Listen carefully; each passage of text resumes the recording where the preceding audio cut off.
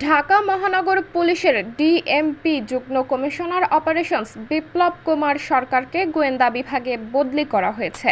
ডিএমপির admin and গোয়েন্দা দক্ষিণের যুগ্ম পুলিশ কমিশনার হিসেবে দায়িত্ব দেওয়া হয়েছে তাকে।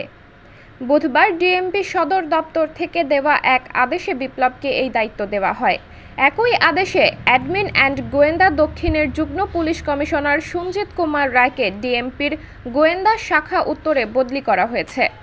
সেই সঙ্গে গোয়েন্দা উত্তরে যুগ্ম কমিশনার খন্দকার নুরুন নবীকে ডিএমপির অপারেশনস বিভাগে বদলি করা হয়েছে। এর আগে এক আদেশে ডিএমপি গোয়েন্দা বিভাগের অতিরিক্ত কমিশনার হারুনুর রশিদকে ক্রাইম অ্যান্ড অপারেশনস বিভাগে বদলি করা হয়েছে।